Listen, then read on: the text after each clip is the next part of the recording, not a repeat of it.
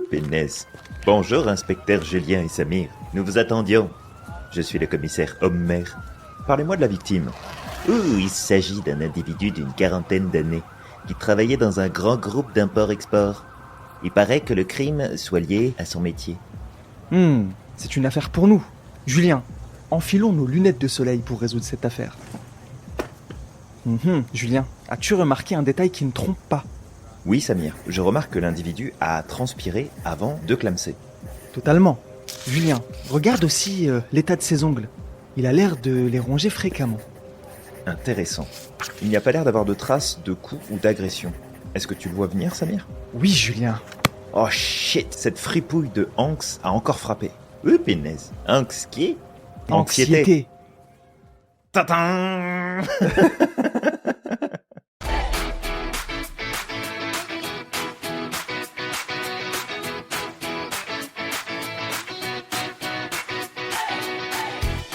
Salut Samir. Salut Julien.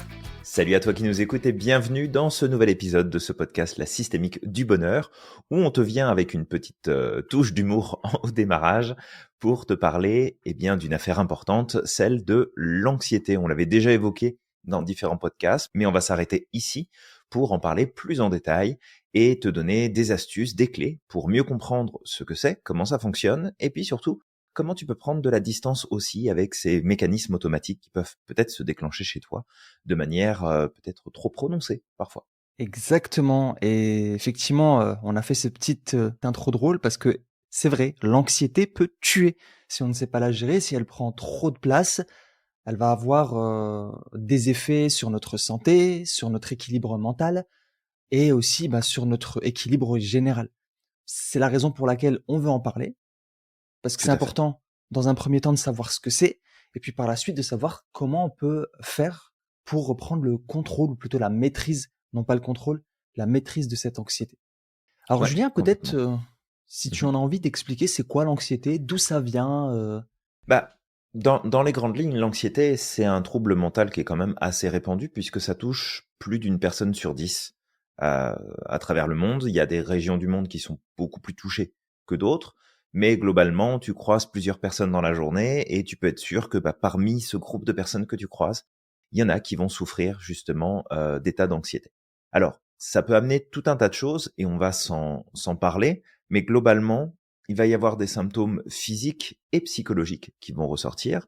Alors, dans les symptômes physiques, on va retrouver de la palpitation, tremblement, transpiration, comme ce corps que nous avons retrouvé avec l'inspecteur Homer, mais aussi tout ce qui va être nausée, étourdissement, difficultés respiratoires, des tensions musculaires.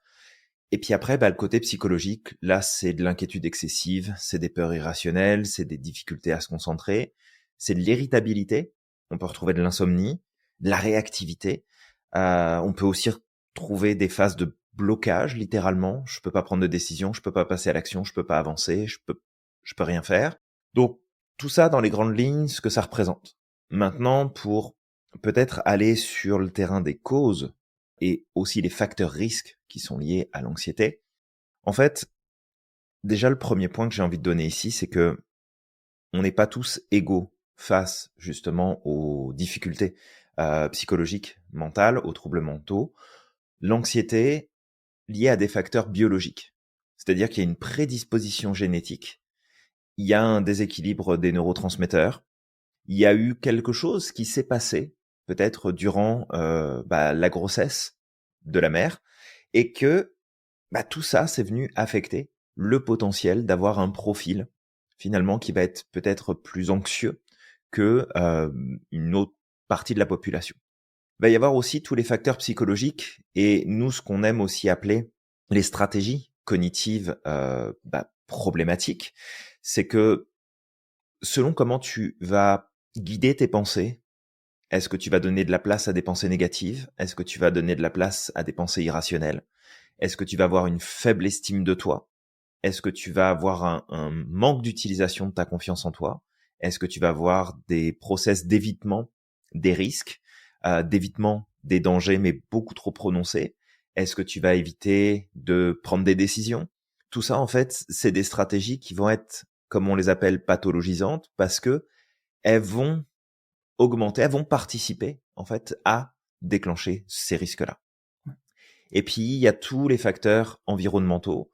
Donc là, c'est ton environnement, tes relations, ce qui se passe autour de toi, le rythme de vie que tu utilises, que tu as, le stress chronique que tu peux vivre, les traumatismes par lesquels tu as pu passer, les abus que tu as pu subir, quelle que soit la forme, physique, émotionnelle, psychologique. Et en fait, c'est tous ces éléments-là qui vont en fait s'associer et qui vont donner justement l'apparition de troubles d'anxiété qui vont prendre plus ou moins de place. Et après, ça peut prendre plein de formes, mais ça touche tout le monde. Ça peut toucher Ouais. les enfants en très bas âge, comme ça peut toucher les adultes, les personnes âgées. Ça peut toucher absolument n'importe qui. Ouais, exactement. Et moi, peut-être que j'aimerais mettre une petite nuance, Julien, Mhm. c'est quand tu disais au départ, l'anxiété est un trouble mental. Mais est-ce qu'il y aurait, justement une anxiété qui pourrait être comme normale ou une anxiété qui pourrait être, elle, un trouble? Parce qu'on parle souvent de trouble de l'anxiété. Est-ce qu'il y a une différence Mhm. entre les 2? En fait, ça va être la récurrence, Ouais, la durée ouais, et l'intensité. OK. C'est vraiment 3 points. Je pense qu'il y en aurait d'autres qu'on pourrait mettre dans la liste, mais au moins ces 3 points-là. De dire, OK, tu as des états anxieux qui se produisent. C'est un phénomène qui est naturel pour le cerveau parce qu'il a naturellement tendance à aller s'intéresser à ce qui fonctionne pas, à ce qui est dangereux, à ce qui représente un risque, parce que Mmh. ça fait partie de nos mécanismes d'existence et de survie. Chez les personnes anxieuses, ces process-là sont beaucoup plus forts et beaucoup plus sollicités. Donc on va vraiment regarder, ça dure combien de temps, c'est quoi l'intensité et c'est quoi la récurrence. Et Exact. ça va te dire si tu fais une expérience peut-être plus contextuelle d'anxiété. Et à ce moment-là, on peut même peut-être parler d'angoisse, Mmh. puisque ce sont des process qui sont assez proches. Ou alors, c'est vraiment des choses que tu vis au quotidien, pour un oui ou pour un non. De te dire, tiens, j'ai laissé mes clés à cet endroit-là, ça se trouve, je vais les perdre, ou ça se trouve, on me les a pris. Ah tiens, je devais aller faire ça, puis j'ai pas eu le temps, ça se trouve, ça a pu être disponible.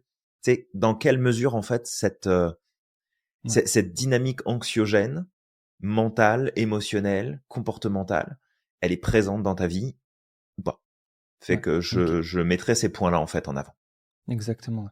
Ouais, si je te pose cette question, c'est justement pour que les personnes qui nous écoutent parce que l'anxiété, ça peut être aussi quelque chose de naturel. Il y a pas je pense enfin, il y a personne qui n'en vit pas.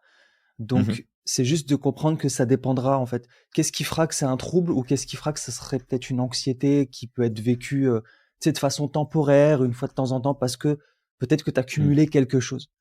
Et donc voilà, toi qui nous écoutes aussi, c'est à toi de voir justement, est-ce que tu es dans l'anxiété qui est fréquente, chronique, ou est-ce que Mmh. tu es dans quelque chose qui est plus ponctuel une fois de temps en temps, parce que là, peut-être tu es en train de vivre quelque chose qui est hyper compliqué, que t'as pas réussi à la gérer, et du coup, tu vas passer sur une courte période d'anxiété. Ouais, juste un petit point aussi, c'est que là, j'ai évoqué vraiment la notion d'angoisse Ouais, à ouais, ouais, côté et si tu veux, là, je vais juste donner les grandes lignes de différence qu'il y a entre l'anxiété et l'angoisse. ouais, L'anxiété, elle a pas d'objet. L'angoisse a un objet. Ça signifie quoi?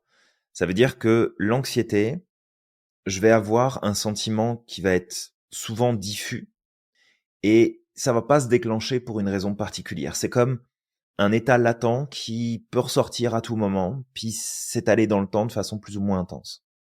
mhm, L'angoisse, quand elle se produit, c'est lié à un objet. Ça peut être une dispute qui va arriver, une conversation difficile. Ça peut être un événement particulier qui vient créer en fait un état d'anxiété, mais qui est amené à travers une montée soudaine et une intensité des symptômes. Donc c'est vraiment très localisé dans le temps. Je fais une crise d'angoisse, et puis une fois que la crise d'angoisse est passée, je reprends les choses. L'anxiété, c'est vraiment un état qui est beaucoup plus présent et diffus et qui va avoir différents niveaux d'intensité, mais vraiment de faire la distinction. Et souvent, malheureusement, quand les périodes d'angoisse sont mal gérées, ça peut se transformer en anxiété. voilà, ouais, Et après, si l'anxiété devient finalement persistante et qu'elle a tendance à trop ressortir, donc là on voit la multiplicité des occasions où l'anxiété ressort, l'intensité, la répétition, etc. bah là, on peut tomber dans ce qu'on appelle l'anxiété généralisée. Et dans ce cas-là, bah en fait, un rien te fait réagir sans pour autant qu'il y ait une raison particulière. Et tu peux continuer à vivre des crises d'angoisse en même temps dans cette dynamique-là. Ouais. Fait que je voulais juste remettre ça en perspective pour que ce soit bien clair de voir bah, qu'est-ce que peut-être toi qui nous écoutes, tu vis dans le quotidien, puis qu'est-ce qui serait bien justement de mettre en place, mais on va s'en parler après. Ouais. Il y a un autre truc, moi aussi, où j'aimerais bien faire une petite différence, parce que là, tu as fait la différence entre l'anxiété et la crise d'angoisse. Mais il y a Mhm. aussi souvent deux termes qui sont confondus, c'est stress et anxiété. Et Mhm. c'est pas la même chose également. Ouais, Le stress, c'est une réaction d'adaptation face à un défi ou une menace, et c'est une ouais, réaction naturelle du corps. Notre corps nous prépare à agir face à une situation. tout à Donc, fait. pareil, le stress, en fonction de la manière dont il va être géré, peut être comme positif ou peut être négatif, dans le sens où le stress, c'est une énergie qui est à l'intérieur de nous, qui se déclenche. Si on la Mhm. sort pour se sortir de la situation, si on utilise cette énergie, bah en fait, ce stress va être positif. Par contre, si on la stocke à l'intérieur et qu'on reste comme figé et qu'on ne fait rien, bah elle reste à l'intérieur de nous, cette énergie, et à un moment ou l'autre, elle va commencer à nous faire mal, et elle peut se Mhm. transformer en anxiété par la suite. Tout à fait. Et bah, l'anxiété, justement, Julien, tu l'as expliqué, sentiment d'inquiétude, d'appréhension ou de peur excessif, justement lié à une prévision, comme tu dis, du danger, à un Mhm. trop fort besoin d'anticipation. Parfois aussi, le besoin de contrôle peut amener de l'anxiété. Les personnes qui ont un trop fort besoin de contrôle, qui veulent vraiment contrôler constamment leur environnement, vivent de Bah, l'anxiété ouais, souvent très tu vas très avoir souvent. les deux Ouais, qui sont connectés effectivement. Puis ouais, le stress peut-être pour pousser ce truc-là un peu plus loin, c'est que oui, si tu vis de l'anxiété, bah tu vis du stress parce que mm, ton système il cherche à s'adapter, comme tu l'as dit Samir. C'est le syndrome d'adaptation, ouais, principalement la notion de stress comme quand on l'aborde. Tu sais, on parle pas du stress occasionnel de je m'apprête à traverser la rue, il y a une voiture qui arrive, je saute sur le trottoir, je tremble de partout. Oui, bon bah ok, t'es stressé à ce moment-là par la situation, mais c'est plus ce stress de fond et tout état comme celui de l'anxiété va effectivement créer du stress ouais, complètement. exact. Merci beaucoup, Julien, pour cette Ah bah merci à explication toi. très détaillée, justement, des, des Merci à différences et puis toi. justement de d'où ça vient, etc. Il faut savoir aussi que parfois, il y a un truc qui pop là à l'instant, mais parfois le stress peut, ou plutôt l'anxiété, peut être accompagné d'autres troubles, en tout cas pour les personnes qui ont un trouble anxieux, il peut être accompagné d'autres troubles tels que des TOC, parce que justement il y a ce besoin comme de, tu sais, bah, si on parlait des personnes qui ont un fort besoin de contrôle, mais il y a ce besoin de contrôler l'environnement et ça va ressortir dans d'autres choses comme le TOC va être comme un Mhm. moyen par la suite de reprendre le contrôle sur quelque chose en fait. C'est comme j'ai le contrôle sur mes TOC, même si on a l'impression de ne pas avoir le contrôle, hein.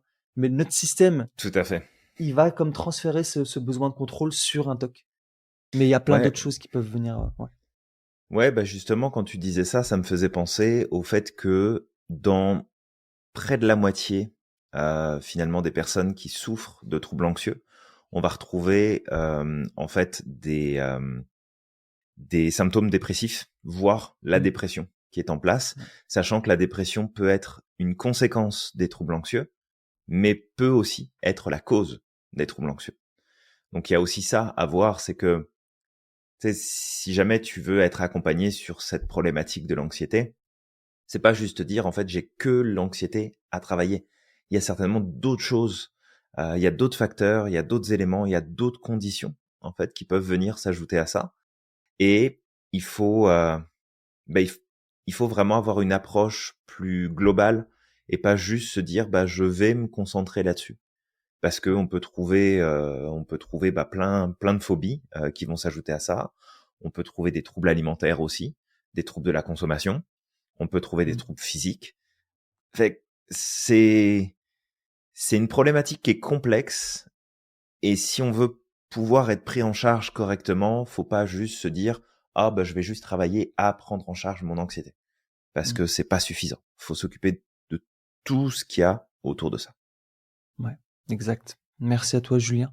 Peut-être du coup, maintenant qu'on a fait le tour par rapport à l'anxiété, et cetera, peut-être amener Mhm. des solutions. Mais encore une fois, il y a un truc qui vient de popper à l'instant, là, qui vient de sortir de mon esprit et qui me dit: Mais tiens, Julien, c'est vrai, nous sommes Mhm. des personnes, toi et moi, on a de l'hypersensibilité. Et c'est Mhm. quelque chose qui peut être très présent à cause du fait que l'hypersensible va avoir une pensée en arborescence, va avoir cette capacité d'anticipation, va avoir aussi cette sensibilité Mhm. à des stimuli. En fait, il y a beaucoup de stimuli extérieurs, il capte énormément d'informations, beaucoup plus que la moyenne des personnes. Et du Mhm. coup, cette saturation en information, en stimuli, peut amener aussi cette anxiété, à vivre de l'anxiété beaucoup plus souvent que les autres. Oui, bah en fait, on peut l'étendre à plus que les profils hypersensibles. On va Oui, bien prendre sûr. les profils atypiques de manière Ouais, les générale, profils atypiques. où finalement, le profil atypique a tendance, on va pas faire une généralité parce que d'une personne à l'autre, il peut y avoir des variations, mais c'est vraiment de garder en tête que de par le fonctionnement du système nerveux, là où une personne, alors je vais dire normale, ça veut pas dire qu'on n'est pas normaux, d'accord? On fonctionne juste différemment. Mais que par rapport à une personne qui va fonctionner dans la norme, quand une personne normale rentre dans un environnement où il y a eu des variations qui ont été faites, où il y a peut-être un changement de couleur, il y a peut-être un meuble qui a été déplacé, il y a peut-être un parfum différent de celui qu'on a l'habitude de sentir quand on va dans cette pièce-là. La personne pourra peut-être noter ces différences-là et simplement dire ah tiens ok bah il y a ça qui a changé, etc. Puis c'est tout, ça s'arrête là. Mm. Un profil atypique, de par souvent la présence d'hypersensibilité sensorielle, et pas que, va en fait inconsciemment repérer toutes les variations qu'il y a pu y avoir. Et en fait, tout changement, même infime, que ce soit dans l'environnement direct physique, que ce soit dans l'intonation de la voix des personnes qui nous entourent, que ce soit dans les mots qui sont utilisés habituellement et qui là ne sont plus les mêmes. En fait, ça va déclencher justement ce système d'alarme qu'on a à l'intérieur de nous. Et en fait, ça peut déclencher justement beaucoup de réactivité et un malaise qui peut s'installer sans vraiment savoir pourquoi on se sent pas bien. Mm. Parce qu'il y a il y a eu une variation qu'il n'y avait pas sur ce qu'on avait l'habitude en fait de voir. Et comme tu le dis de toute façon, les états anxieux sont des états qui sont naturels, normaux, mais qui sont Mm. souvent très présents avec justement les profils atypiques. Ouais. Parce que on se pose 10 000 questions, parce qu'on réfléchit à plein de trucs, parce qu'on fait plein Parce de qu'on connexions avec anticipe. plein de choses, parce Ouais. qu'on anticipe et pas toujours de la bonne façon. Et en fait, on peut rapidement avoir ce qu'on appelle notre facteur inhibiteur d'action Mm. qui nous empêche d'agir et qui nous amène à boucler dans notre tête par rapport à tout ça. Et du coup, de déclencher ces états anxieux, mais qui sont aussi la conséquence du manque de passage à l'action, du manque d'engagement. Puis ça va être un point qui va être qui va être une des clés en fait qu'on va donner aujourd'hui dans ce podcast. Ouais, exactement. Du coup, on passe aux clés. Merci Julien encore une fois pour ces précisions. Pour les différentes solutions qu'on pourrait mettre en place pour reprendre la maîtrise de l'anxiété, il y en a pas Mhm. mal. Maintenant, ça dépendra encore une fois du degré d'anxiété que tu vis. Est-ce que tu as un trouble anxieux? Est-ce que c'est de l'anxiété qui se présente une fois de temps en temps, qui pourrait être comme normal? Donc, l'un des premiers points que je mettrais en avant, c'est l'hygiène de vie. Parce qu'en fait, l'hygiène de vie a un impact direct sur notre état général. Mhm. Une personne qui, par exemple, ne dort pas suffisamment, elle va être plus susceptible de vivre des états anxieux et de façon très profonde. Ouais, L'alimentation peut jouer aussi un rôle. Pourquoi? Parce que ce qu'on mange va influencer notre biochimie, nos comportements, etc. Il y a beaucoup d'études qui ont été complètement. faites récemment par rapport à ça, où on parle de l'intestin qui est notre deuxième cerveau. Il y en a même qui parlent de l'intestin tu sais, que ce serait même notre troisième cerveau, parce que dans le cœur aussi, il y a des réseaux. Il y aurait des espèces de réseaux de neurones. Maintenant, il faudrait que je lise un peu plus sur ce sujet-là. Mhm. Mais vraiment de comprendre que, encore une fois, notre intestin, ce qu'on mange, les nutriments, s'il manque des nutriments, s'il en manque pas, toute la faune et la flore, en fait, tout ça. Je dis la faune et la flore. Ouais, Ouais. la Est-ce que tu flore. parlais de la flore intestinale La ou flore, pas la Ok. faune et la flore. Parce que j'étais là, je dis bon, à moins que t'aies un tic du Bengale dans l'intestin, mais je suis pas sûr. Je viens de remarquer. Je me questionne J'étais là, je dis pourquoi il me parle de la faune? pourquoi je Oula, aujourd'hui ça va être difficile. Punaise. On la Ouh, gardera en punaise, bêtisier, Samir, t'as un celle-là, je tic qui crois. te sort du cul. Toute la flore intestinale, etc., bah, tout ça Mhm. va avoir un impact, encore une fois, sur notre façon de penser, sur nos émotions, sur nos comportements. Et automatiquement, si tu manges de la merde, quelque chose qui va venir comme déséquilibrer ta flore intestinale, ben, ce qui va en découler va être négatif, va te faire vivre de l'angoisse, du stress, de l'anxiété, Ouais, des ça peut émotions qui influencer vont être grandement. Ouais, fluctuantes. Ouais, ouais, complètement. vraiment. Bah, d'autant plus, c'est que tu mets ce point-là en avant. Et un des éléments importants aussi à comprendre, c'est que la majorité des précurseurs de ce qui nous permet de synthétiser, de produire les neurotransmetteurs se trouvent dans notre alimentation. Ouais, Donc il y a ça exact. aussi, c'est qu'en fonction de ce que tu vas manger, tu vas aider ton système à être équilibré ou au contraire, tu vas l'empêcher de pouvoir produire correctement ce qu'il doit produire pour que ça fonctionne bien là-haut, quoi. Mhm. Ouais, exactement. Donc ouais, voilà, juste de savoir que ton alimentation, ton sommeil, mais pas que, ton activité physique également va avoir un impact. Après, plus tard, on va te parler justement du fait de se mettre en mouvement, mais de Mmh. comprendre que à la base, ça va être important déjà de faire un point sur ton hygiène de vie. Si tu vis Ouais. vraiment de l'anxiété très souvent, qu'est-ce que tu fais? Est-ce que tu bois beaucoup de café? Est-ce que tu manges souvent de la junk food? Est-ce que tu manges trop gras? Est-ce que tu as suffisamment d'heures de sommeil? Le Est-ce que sommeil va jouer tu beaucoup, hein. Mmh. C'est ça, est-ce que tu sors marcher, quand même, tu sais, une fois par jour? Très souvent quand même au soleil, de pas attendre moi je sais qu'avant je le faisais souvent en fin de journée quand il commençait à faire nuit, d'aller sortir, c'est déjà bien parce que tu te mets en mouvement. Mais je sais par Ouais. exemple que là, tu peux manquer de soleil et le fait de manquer de soleil, ça peut aussi amener tout ça. Donc vraiment de faire un point sur ton hygiène de vie et de voir ce que tu peux apporter comme changement. Ouais. Ouais, complètement. Bah, c'est effectivement des bons points que tu amènes là sur, savoir comment tu peux mieux gérer dans ton quotidien ta situation, bah, personnelle. Où est-ce que tu en es? Faire attention à ces points-là, bah, c'est important. Et si on reste sur la notion d'environnement, il y a 2 Mmh. éléments peut-être que j'aurais envie de remettre en lumière ici, même si on en a déjà parlé et on le partage souvent, mais c'est bien de faire un petit rappel. Ouais. La première chose, c'est qu'est-ce que tu consommes dans ton quotidien en termes d'information, en termes de contenu, en termes d'écoute, de regarder, de lire, avec quoi tu nourris ton cerveau. Et on va pas se mentir, la plupart des systèmes d'information auxquels on peut accéder, bah, ce qui vend le plus, c'est les mauvaises nouvelles, c'est les choses, c'est les catastrophes, c'est les problèmes, c'est l'anticipation de telle ou telle catastrophe dans le monde.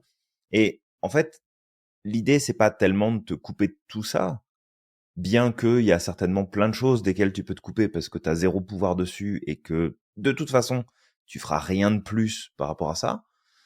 Mais c'est aussi d'avoir une hygiène en fait mentale qui est vraiment cadrée.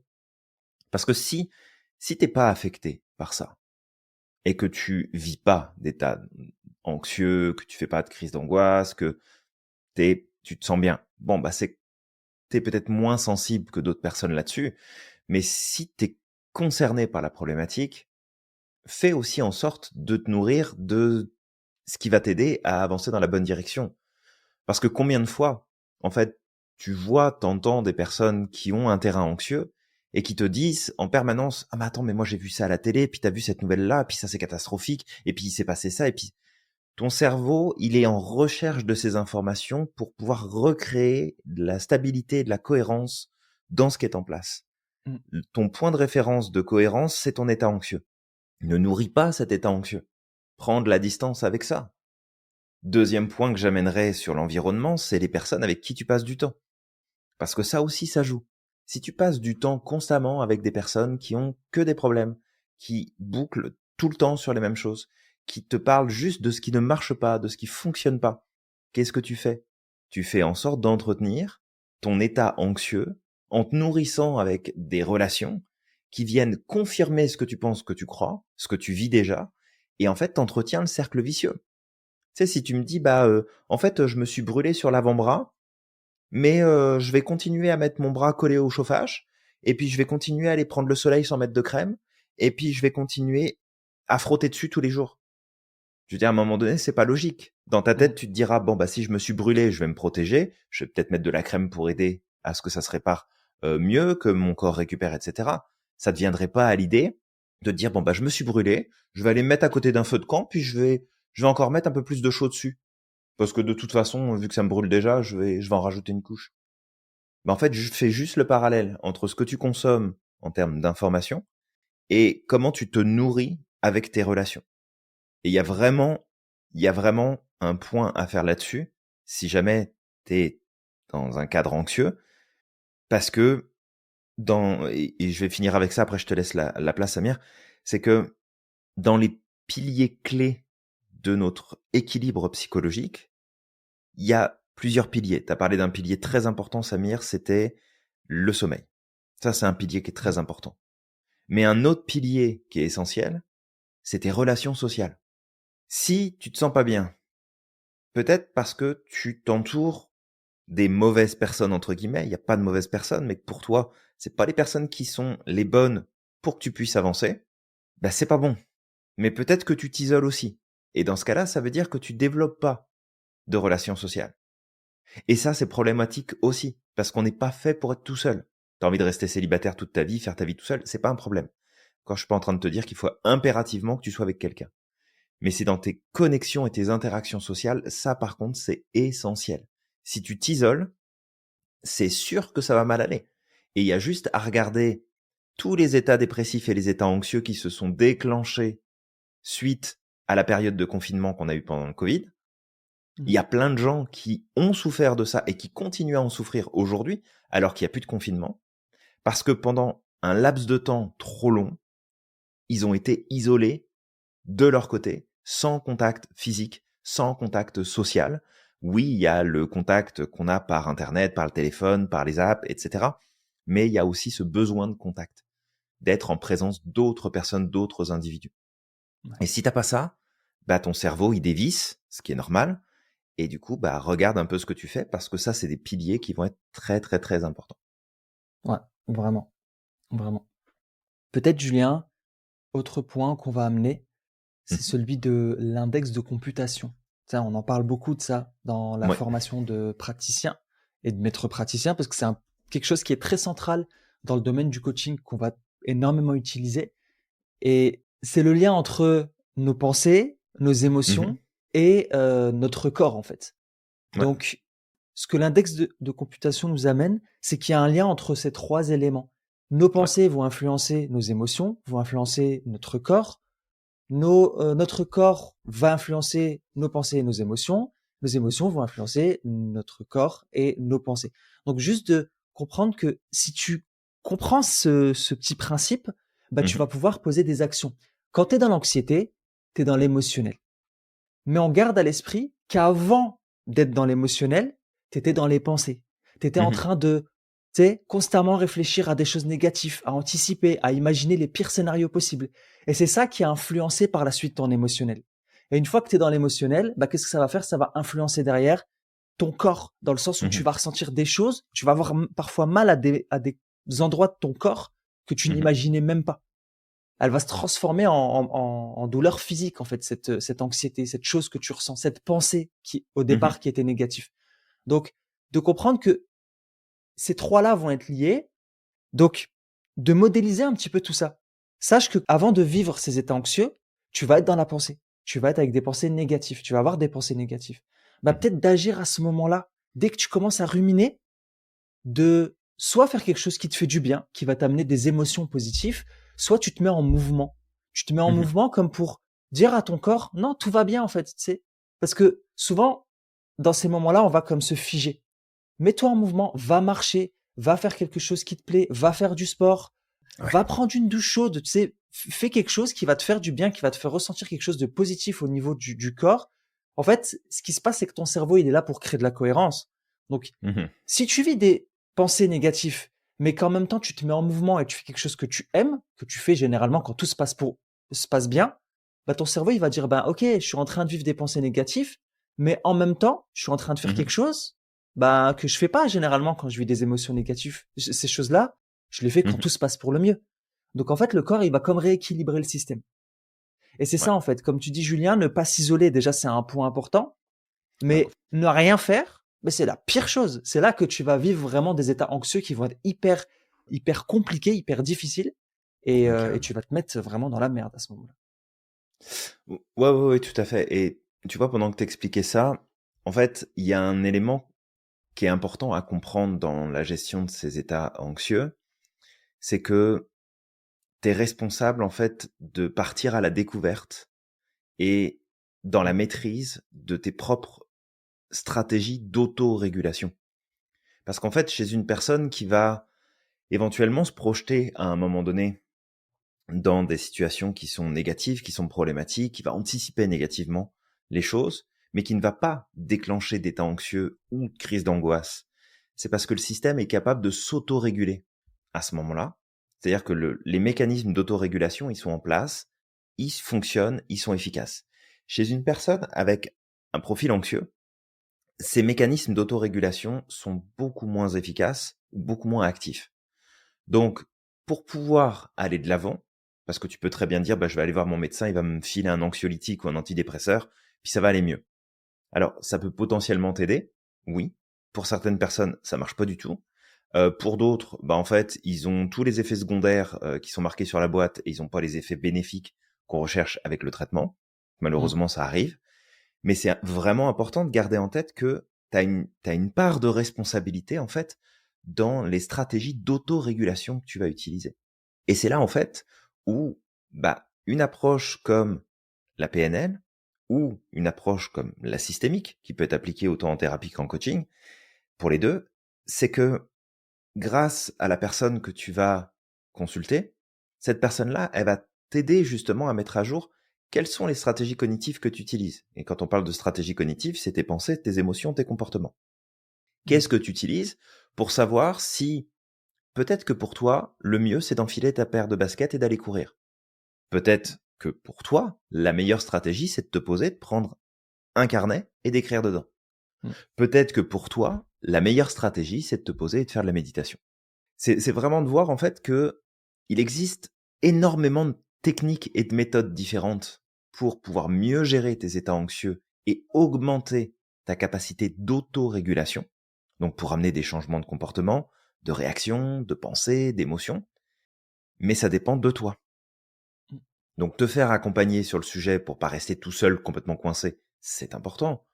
Mais ça dépend de toi. Et comme tu l'as évoqué tout à l'heure, Samir, changer ton alimentation, ça dépend de toi. Si tu sais pas ce que tu dois manger pour aider ton système à mieux se porter, va chercher les informations. C'est pas comme si c'était disponible. Tu sais, et l'excuse de ouais, mais moi j'ai pas les moyens de me payer un diététicien. Tu prends tes petits doigts, tu utilises ton téléphone ou ton clavier d'ordinateur, puis tu vas chercher en fait l'information et tu vas la trouver, l'information. Mais ce qui va être important, c'est toi te responsabiliser vis-à-vis de ta condition, de ton état, et de partir en quête de qu'est-ce qui fonctionne. Et je sais que ça peut être très difficile parce que bah, des personnes anxieuses, j'en ai vu beaucoup passer. Je le suis moi-même beaucoup moins qu'avant, mais si Ouais. je fais pas attention, ça peut très bien repartir dans l'autre Pareil, sens. ouais. Et ça, je le sais pertinemment. Et je sais aussi que se mettre sur ce chemin pour découvrir qu'est-ce qui fonctionne pour soi, bah, c'est un chemin qui peut être long. Parce que tu as peut-être plein de gens qui vont te dire: «Ouais, mais tu devrais te mettre à la méditation, tu vas voir, ça va vraiment te calmer ton anxiété, ça va vraiment être efficace». Oui, la méditation est super efficace pour ça. La sophrologie l'est tout autant, peut-être même plus. Et là, je pense que c'est un biais personnel pour l'avoir appris, l'utiliser et continuer à l'appliquer aujourd'hui. Mais ça se trouve, c'est pas ça qu'il te faut. Et tu peux pas juste prendre le raccourci pour satisfaire le besoin de cohérence de ton cerveau pour dire: «Ouais, bah, moi, j'ai essayé la méditation, fait que de toute façon, ça marche pas pour moi. Donc je suis pris avec mon anxiété, puis je dois faire avec». Non, tu dois continuer ton chemin. Tu dois continuer de tester et pas juste une fois. Faut vraiment que tu testes de manière beaucoup plus approfondie et que tu répètes les choses et surtout que tu fasses une chose à la fois. Parce que, tu sais, des fois, on a un élan qui nous prend de: «Je veux régler ce problème-là, puis je veux tout faire pour que ça marche». Fait que tu fais de la méditation, tu fais du sport, tu changes ton alimentation, tu fais ceci, tu fais cela. Et en fait, déjà, bah, tu surcharges ton système en termes d'application de changement, c'est franchement pas la meilleure idée. Et surtout, tu vas être incapable de dire lequel fonctionne vraiment. Est-ce que c'est le fait d'avoir changé ton alimentation? Est-ce que c'est le fait d'aller courir 3 fois par semaine? Est-ce que c'est le fait de te coucher plus tôt le soir? Est-ce que c'est le fait de lire plus souvent? Est-ce que c'est le fait de pas consommer les réseaux sociaux autant que tu as l'habitude? En fait, tu sauras pas le dire. Donc, c'est vraiment de voir que oui, c'est chiant.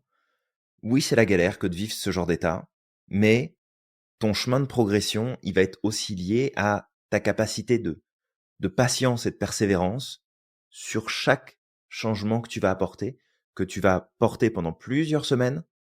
Et là, tu vas évaluer, tiens, est-ce que c'est mieux, est-ce que c'est moins bien? Et si c'est mieux, tu le maintiens et tu vois si tu peux rajouter une deuxième chose. Et en faisant cette deuxième chose, tu réévalues. Est-ce que ça a aidé finalement ma progression par rapport à d'habitude? Ou est-ce que ça a diminué les effets de ce qui fonctionnait au départ? Et ça a rien changé du tout. Et dans ce cas-là, bah, tu supprimes ou t'augmentes et tu vas en chercher un troisième.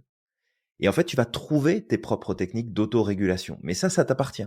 Tu peux pas, tu peux pas juste, enfin, tu peux pas, si tu peux, mais c'est pas la bonne idée, t'en remettre juste à, bon, bah, je prends mon cachet pour éviter d'être anxieux, puis je vis ma vie un peu comme ça vient, puis de temps en temps, je fais une crise.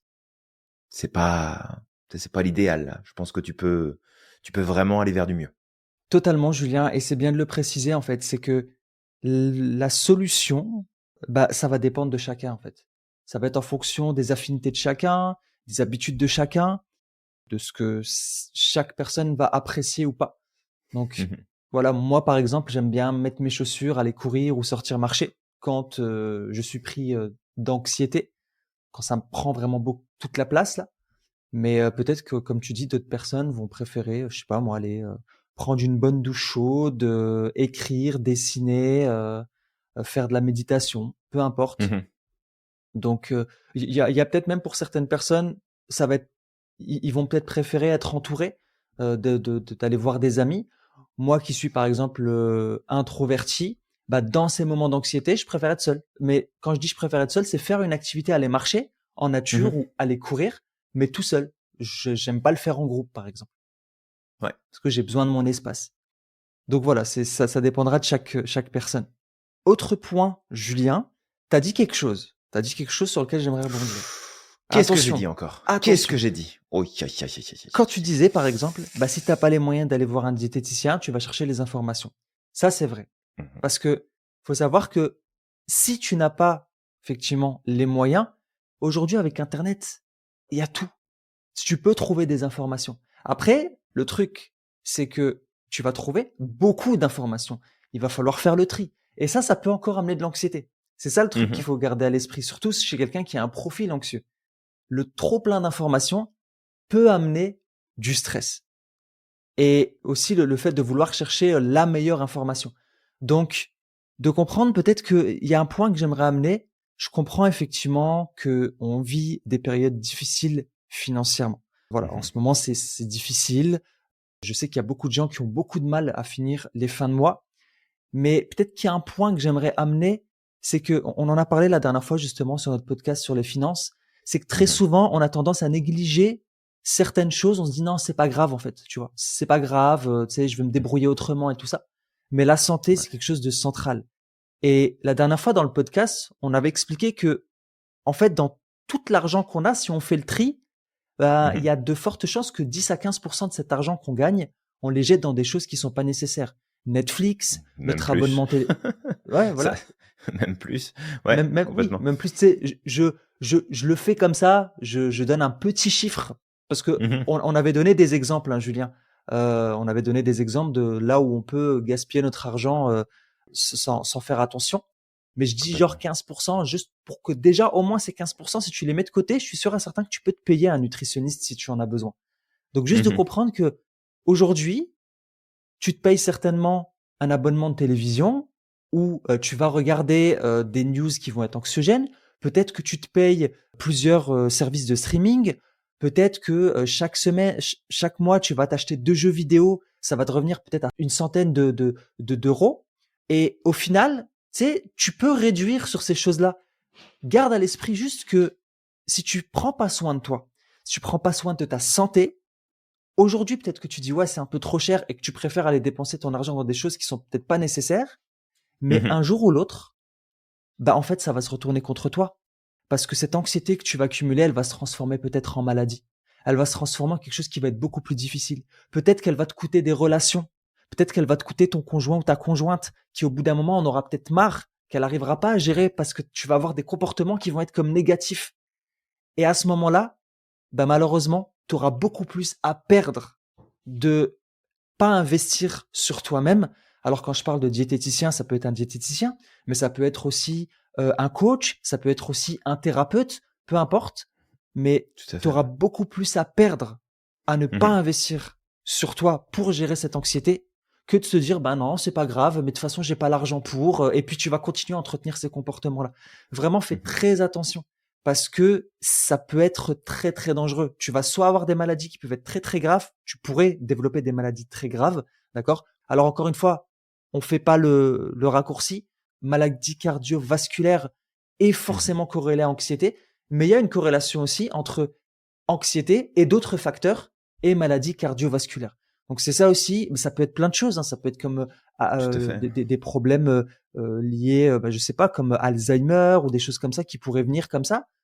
Qui, Mhm. si on additionne plein de facteurs plus l'anxiété, bah ça va amener à ce moment-là Bah, c'est cette un cocktail problématique. explosif, hein. Ouais, Ouais. c'est un cocktail explosif. J'ai dit Alzheimer, mais il y en a Oui, d'autres, hein. Voilà, je oui, mais sais pas ça s'il y peut a être un lien avec Parkinson Alzheimer, mais Parkinson ou certainement. autre. Ouais, Bah, si, il y a des études qui ont démontré qu'il y avait des profils qui allaient avoir beaucoup plus tendance à.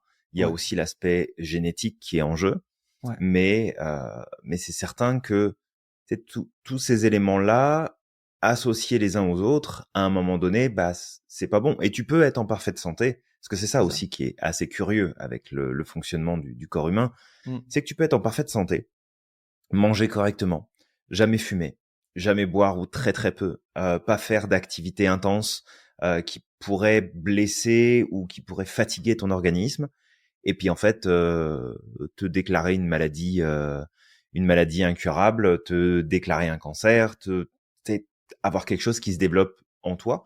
Et comme à l'inverse, tu peux avoir une vie que tu mènes en brûlant les deux bouts de la chandelle, et en fait passer toute ta vie sans avoir plus qu'un rhume, quoi. c'est ça. Et c'est là en fait où on est vraiment différents les uns des autres, et c'est un peu la loterie aussi quelque part, malheureusement. Mais c'est pas parce que tu sais dans un extrême ou dans l'autre, bah t'as la possibilité de passer à travers qui t'arrive jamais rien, ou t'as la possibilité de déclarer un truc alors que t'as rien demandé pour que ça se produise, qu'il faut justement mettre de côté tes obligations vis-à-vis de toi-même et les choses que tu dois mettre en place, les choses que tu dois faire pour t'assurer que bah, ça se passe dans les meilleures conditions possibles pour toi. C'est ça. Ouais. Donc ouais, ça c'est super important. Alors, tu vois, par rapport à tout ce que tu nommais ici, Samir, j'avais envie de te revenir sur cette notion d'index de computation, index de Ouais, conscience. bien sûr. Tout à l'heure, tu évoquais donc les trois parties, les pensées, les émotions, les comportements. Et en fait, il y a une stratégie, moi, que je donne systématiquement à mes clients, mes clientes, puis que j'applique aussi moi-même, c'est que l'état d'anxiété va produire une chose qui est certaine, c'est que tu vas boucler dans ta tête et que tu vas en fait intérioriser tout le process qui va finir par ressortir par le corps avec des symptômes divers et variés. Mm, Une stratégie qui fonctionne super bien pour justement gérer ces moments où t'es, t'es dans cet état de panique intérieure, dans ce malaise intérieur et tu sens que ça commence à te bloquer. En fait, c'est de faire comme si tu venais de gagner au loto ou que tu venais de décrocher le job de tes rêves ou que tu viens d'apprendre que tu vas avoir un nouveau bébé chien à la maison, que tu vas avoir un nouvel enfant, ce que tu veux là, ce qui te stimule le plus en termes d'idées, de choses que tu aurais envie de célébrer à fond. Et tu te connectes à ça et tu sautes sur place. Vraiment, tu jettes les bras en l'air, tu cries, tu chantes, tu danses, tu fais ce que tu veux, mais tu t'actives pour la simple et bonne raison que dans ton système nerveux, l'état de tension que tu vis lié à ton anxiété et l'état de tension que tu vis lié à ton excitation, c'est le même chemin, c'est les mêmes stratégies. Par contre, ce qui est différent, c'est comment est-ce que tu interprètes, toi, la situation dans ta tête. Et le truc qui est chouette, c'est qu'on a quand même le pouvoir d'influencer notre perception des choses de manière très simple et très rapide. Si j'adopte le comportement de moi en train de sauter de partout, de bouger, de crier, de chanter, qui est représentatif de je suis en état d'excitation, de joie, de célébration. Qu'en plus, je porte mon attention sur des choses qui peuvent justement m'aider à canaliser en fait cet état positif-là, et qu'en plus de ça, je rajoute un élément qui est crucial, c'est de dire à voix haute, je suis excité, je suis dynamisé, je suis boosté, je suis heureux de. Et en fait, si tu fais ça, ton système, il n'a pas le choix que de se remettre dans la bonne case. Parce que tu es en train d'influencer les différentes parties de ton index, tu es en train de recréer un autre équilibre dans ton système, et tu permets justement à ton système de se remettre dans une dynamique qui est différente, qui est bien plus positive et bénéfique, et tu vas passer de ton état d'anxiété à « Ok, là maintenant ça va mieux, je suis peut-être pas encore 100% confortable, mais ça va beaucoup mieux, c'est moins présent, c'est moins prenant, et je peux donc maintenant m'engager dans de l'action. » Ouais, exactement. Bien vu, Julien, justement, d'avoir amené encore un peu plus d'éléments et cette notion d'excitation qui fonctionne aussi bien pour l'anxiété, mais le stress également, quand tu vis du stress intense, de dire, tu sais, au lieu de dire je suis stressé, de dire je suis excité. Parce que c'est très très proche en réalité. C'est juste que quand tu es excité, tu vas te mettre en mouvement, tu vas comme bouger, tu sais, faire sortir cette énergie-là. Quand tu vis du stress, t'es comme, tu sais, t'es sur place, tu te bouges pas en fait. Cette énergie, elle n'est pas utilisée. Vraiment, c'est un élément qui paraît peut-être simple, mais qui fonctionne en fait, vraiment. Et c'est ça souvent, c'est que on a l'impression qu'en fait, que quand on vit des choses difficiles, il faut automatiquement des solutions qui vont être complexes et difficiles. Et que c'est pas toujours vrai en fait. Des fois, il suffit d'un petit truc. C'est juste ça, il faut comprendre déjà comment ça fonctionne et après poser des actions qui sont pas toujours complexes en réalité. Complètement. Julien, j'ai reparlé tout C'est à moi. l'heure. Oui, c'est toi. Ok. Bonjour Julien. Salut. Enchanté. Tu vois, on a parlé rapidement des finances là quand j'avais dit. Je reviens sur cette notion. N'hésite pas à te faire accompagner si c'est quelque chose qui prend trop de place dans ta vie, qui t'apporte du négatif, que ça influence tes relations, que tu sens que ça a un effet sur ta santé, peut-être que tu vis des maladies psychosomatiques à cause de cette anxiété. Si toi, tu n'arrives pas à t'en sortir seul, tu peux te faire accompagner. Et ça peut être très, très, très, très, très efficace.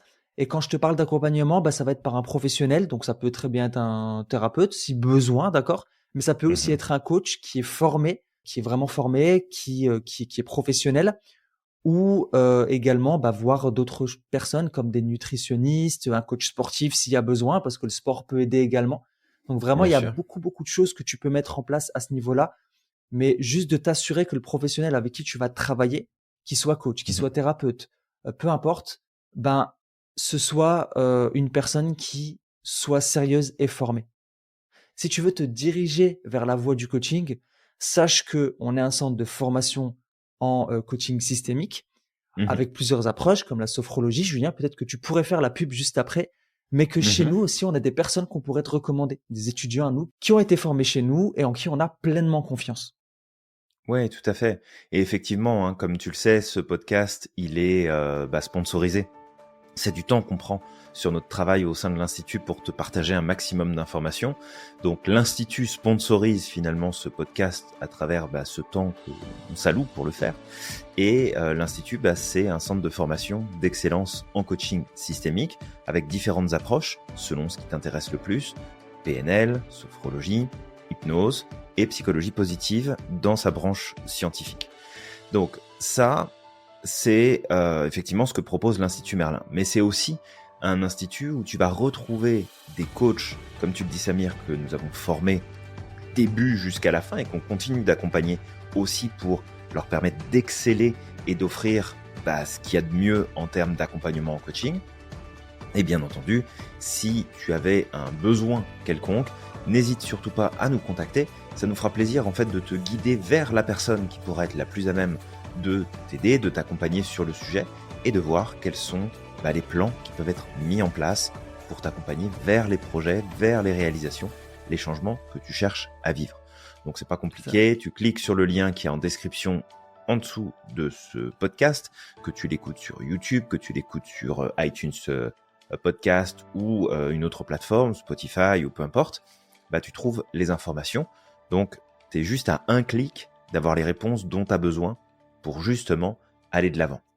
Petit point complémentaire aussi, c'est que si jamais le sujet de l'anxiété t'intéresse et que tu as envie de comprendre un peu plus comment ça fonctionne et puis surtout qu'est-ce que tu peux mettre en place pour mieux gérer ça dans ton quotidien, mais peut-être aussi accompagner tes proches ou des clients sur ce sujet, eh bien sache qu'on a un programme justement spécifiquement sur la gestion du stress et de l'anxiété dans le quotidien pour aider justement à gagner du terrain là-dessus et comprendre quels sont les leviers sur lesquels on doit vraiment s'appuyer pour avoir les meilleurs résultats possibles.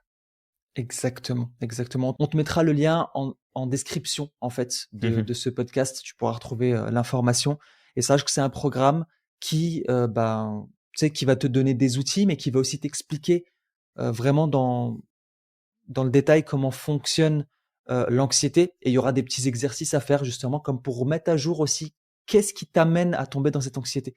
Et ça, c'est un point important parce que si on ne sait pas d'où ça vient, en fait, si on ne comprend pas le souci, si on ne sait pas qu'est-ce qui la déclenche chez nous, automatiquement, on va tomber dedans sans s'en rendre compte et on peut pas prendre la maîtrise. Donc vraiment, c'est un programme qui est vraiment bien fait. Qui est vraiment bien fait. Pour reprendre les termes techniques, en fait, ce qu'on fait aussi à travers ce programme, c'est ce que tu dis, Samir, c'est qu'on fait de la modélisation de ton mode de fonctionnement pour que tu puisses savoir sur quel levier il va falloir que tu appuies, les choses qu'il va falloir que tu changes pour commencer à progresser sur ce sujet. Et encore une fois, n'achète pas de solution miracle sur ces notions-là d'anxiété parce que ça n'existe pas.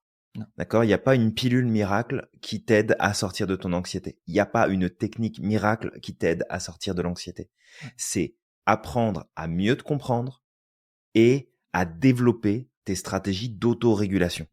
Et plus en fait tu renforces tes stratégies d'autorégulation, plus tu permets à ton cerveau et ton système d'utiliser ces stratégies de façon de plus en plus inconsciente, de plus en plus automatique, parce que tu lui as appris quoi faire pour justement gérer dans ces moments-là. Et en fait, tu comprendras l'importance et la valeur de ce que je suis en train de te dire là le jour où tu vas le mettre en application. Parce que peut-être qu'aujourd'hui, c'est « ouais, mais moi j'ai testé plein de trucs, puis je tourne en boucle et je continue de vivre mon anxiété ». Oui, mais c'est pas parce que tu es incapable de le gérer, c'est parce que tu n'as pas encore développé les bonnes stratégies d'autorégulation pour le faire. Et ça se trouve, tu as déjà testé des choses qui fonctionnent pour toi. Mais comme tu n'as pas pu le mesurer, comme tu n'en as pas vraiment pris conscience, tu les as mis de côté en te disant en fait, ça marche pas, donc ça sert à rien. Non, travaille à développer ton autorégulation parce que c'est un pilier très très important pour que tu puisses justement aller de l'avant. Très important. C'est ça, exactement. Donc voilà, je pense qu'on a fait le tour de ce podcast, Julien. Maintenant, toi qui nous écoutes, si tu as besoin de plus d'informations, tu auras la formation dans la description. Si tu as d'autres questions sur ce thème-là, n'hésite pas à nous envoyer un message tout simplement ou laisser un commentaire. On essaiera de te répondre le plus rapidement possible. Si tu cherches un coach, tu sais à qui demander. Exactement. Tu nous appelles, tu nous envoies un message et puis on sera ravis justement de te recommander l'un de nos coachs pour pouvoir travailler sur les points de blocage, ton anxiété, peu importe vraiment, et pouvoir t'aider à dépasser ces freins. Et sache que c'est pas une fatalité. Sache que Julien et moi, on est des profils atypiques. On a vécu ce problème d'anxiété, on le vit encore, mais justement, on a des outils qui nous ont aidés aujourd'hui à reprendre la maîtrise, ce qui fait que plutôt que ça va s'étendre dans le temps, soit on peut agir avant que l'anxiété se présente, soit on peut agir pendant que l'anxiété pour faire en sorte qu'elle dure moins longtemps. Je sais que moi, parfois, ça pouvait durer des semaines et j'ai développé des problèmes d'intestin irritable à un certain moment, Mmh. il y a plusieurs années là. Ça m'étonne C'était pas. horrible. Et tu sais, j'en étais arrivé à un moment même où je ne pouvais plus m'alimenter pendant une semaine parce que j'ai fait des crises. Tout OK. ce que je mangeais en fait finissait par ressortir. Mmh. J'ai dû être hospitalisé et tout. Et OK. de comprendre juste que avec des outils pratiques, Mmh. encore une fois, qui vont être adaptés à ta propre personne. C'est pour ça que Julien, tu disais pas de solution miracle. C'est pour ça qu'un coach peut t'aider à C'est ça. construire une solution qui t'est adaptée. Un coach Ouais, qui est bien formé, c'est et ça, c'est qui est pour pas là ça, pour te dire ce que tu as à ouais, faire puis te donner des conseils là. c'est ça, Mmh. qui est pas là pour te dire j'ai la solution miracle, tu fais ça, si ça marche Non, pas, c'est de ta faute. Non. Un vrai coach va t'aider à modéliser ce qui fonctionne le mieux pour toi. complètement. C'est ça. Ouais, complètement. Ouais, donc voilà, comme je disais, Julien et moi, on l'a vécu, mais aujourd'hui, on a justement des outils qui nous permettent de faire en sorte d'agir avant que ça ne devienne pire. Exact.